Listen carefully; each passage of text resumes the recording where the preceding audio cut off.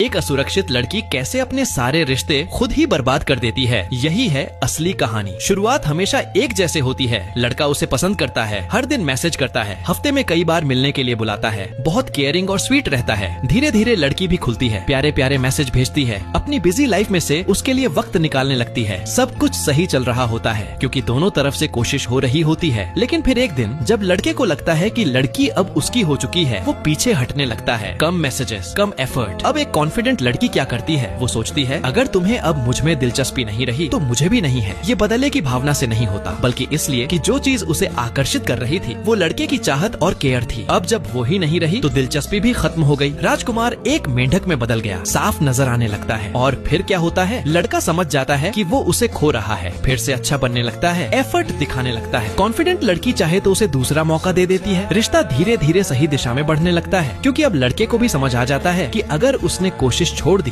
तो उसकी वैल्यू भी खत्म हो जाएगी। अब बात करते हैं असुरक्षित लड़की की। जब लड़का पीछे हटता है तो उसे लगता है कि शायद वो ही काफी नहीं है और फिर दो रास्ते बनते हैं। या तो वो और ज्यादा कोशिश करने लगती है, ज्यादा मैसेज, ज्यादा कॉल्स, हर वक्त उसकी केयर। और लड़का क्या सोचता है, कम एफर्ट डालूं तो ये और ज्यादा एफर्ट कर रही है, शायद इसे मुझसे प्यार नहीं, बस किसी से भी अटेंशन चाहिए। वो और भी दूरी बनाने लगता है। लड़की और घबरा जाती है, खुद को ही दोष देती है और दोगुनी कोशिश करने लगती है। यहीं से कहानी बिगड़ने लगती है। या फिर दूसरा रास्ता, लड़का उसे हल्के में लेने लगता है और लड़की उसे और डिस्काउंट देने लगती है। तुम मत आना, मैं खुद आ जाऊंगी, डिनर छोड़ो, घर पर मिल लेते हैं, जब भी फ्री हो बताना। धीरे धीरे लड़का इतना बिजी हो जाता है कि एक दिन गायब ही हो जाता है और लड़की सोचती रह जाती है अगर उसे साथ नहीं रहना था तो साफ क्यों नहीं कहा। लेकिन तब तक बहुत देर हो चुकी होती है।